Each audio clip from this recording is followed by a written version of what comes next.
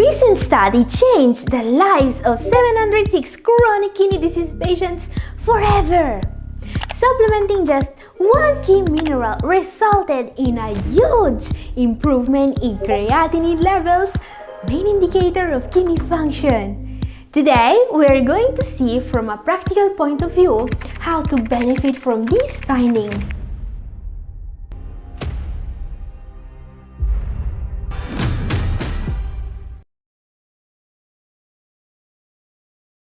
Gathering here, today's video is all about a new treatment to lower creatinine levels in kidney disease patients. Yes, there are ways to beat kidney disease and I've seen people doing it.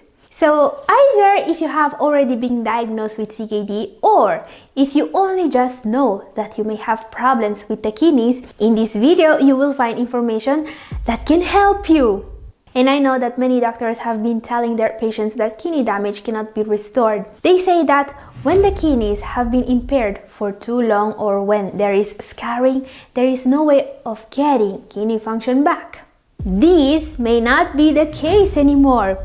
Today, new research is finding new ways to help the patient fight back and restore some of their kidney function. This is the case with this study I want to show you today. A study that changed the lives of 706 kidney disease patients forever. In this study, researchers found out that in patients with hypothyroidism, renal function improved after normal thyroid function was reached. In some patients, above normal creatinine levels completely returned to normal once the patients achieved normal thyroid function. Patients were able to significantly lower their creatinine levels and improve kidney function just by normalizing thyroid function. Now you may think, but my doctor never mentioned thyroid problems to me. How can this new finding help me? Almost every single kidney disease patient has thyroid problems, even if they don't know it. And the reason is mineral and bone disorder. Every single kidney disease patient has some degree of imbalance in their levels of calcium, phosphorus, and magnesium. The kidney plays a key role in maintaining healthy bone mass and structure by balancing calcium and phosphorus levels in your blood. When the kidneys are damaged, the resulting imbalance directly causes levels of these minerals to become too high or too low. Having too high levels of phosphorus, for example, is linked to faster kidney function decline and earlier death. Having too little calcium means that the bones are more brittle. This is where your thyroid comes into play. The body will have to prevent these damages, and there is an organ supposed to do that: the thyroid. The body will release more and more parathyroid hormone to compensate as kidney function gets worse. And preventing this is key to stop and reverse kidney disease, as per the study I was showing you. Good news is, there has been recent developments in the treatment of mineral and bone disorder that may seriously help you improving your kidney function. As we have seen, patients that will take advantage of these new findings may have a chance to reverse kidney disease. And there is just one vitamin and one mineral you need to help with mineral and bone disorder and make a huge difference. In short, recent developments in the treatment of mineral and bone disorder may seriously help you improving your kidney function. Mineral bone disease can be diagnosed by measuring the levels of phosphate, calcium, and parathyroid hormone in blood samples. If you have kidney disease, ask your doctor to monitor these levels. Taking steps to normalize thyroid function is needed to improve kidney function. Okay guys, we have seen the what. Now it's time to see how. The very first thing we need to take care of to improve mineral and bone disorder is calcium. Supplementing calcium has been shown to help very little those with kidney problems. There is a way in which calcium supplements may help though, and this by decreasing phosphorus absorption. More about this later. However, what we need to improve calcium levels is a combination of two vitamins, vitamin D and vitamin K2. I've already talked pretty in depth about these two in my previous videos up here if you want to know more. What you should know is that damaged kidneys stop activating a form of vitamin D that you get from food and turning it into a form called calcitriol that your bones can use.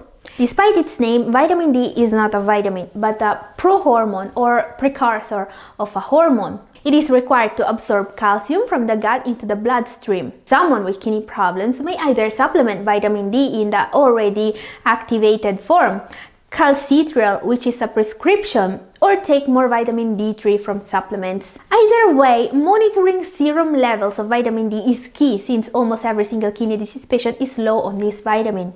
And always supplement vitamin K2 when supplementing vitamin D.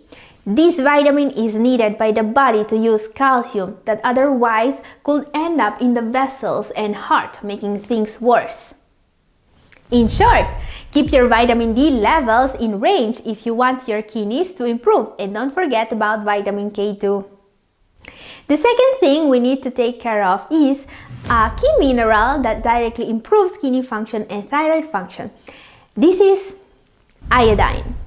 Iodine is an essential mineral. The thyroid basically runs on iodine. And as we have seen, improving thyroid function means improving kidney function in many cases. Now, for most people, iodine deficiency is very rare. Table salt is enriched with iodine, so whoever consumes it is safe. Now, how much table salt do you have in your diet? If your answer is not at all, consider this. According to studies, iodine deficiency is one of the most common nutrient deficiencies affecting nearly a third of the world's population. So here's a simple hack that may have a huge positive impact on your kidney function. Consider adding one superfood to your diet. Wakame. Wakame is one of the major types of edible seaweed. It's sold dry, and after soaking, wakame can easily replace leafy greens in your favorite salads. This seaweed is not just a great source of iodine, it has an impressive nutritional profile actually. In short, get your thyroid function checked if you have kidney problems even in absence of symptoms. Improving thyroid function is key to improve kidney health, and eating more wakame, the best dietary source of iodine, can help. Some patients will, however, need medications such as levothyroxine, which is a synthetic thyroid hormone to treat thyroid problems. This was also used in the study I showed you in the beginning of the video.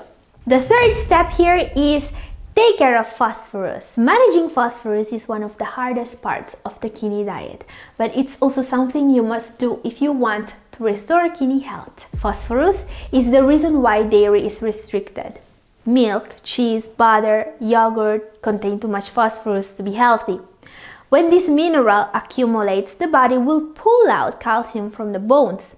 High phosphorus levels are also associated with a faster decline in kidney function and higher chance of death. And while prescription binders are an option, there is a less known home remedy for phosphorus levels that can seriously help you improve your kidney health. This is calcium carbonate, and it's sold either as supplement or as antacid tablets by Tom's and many other brands.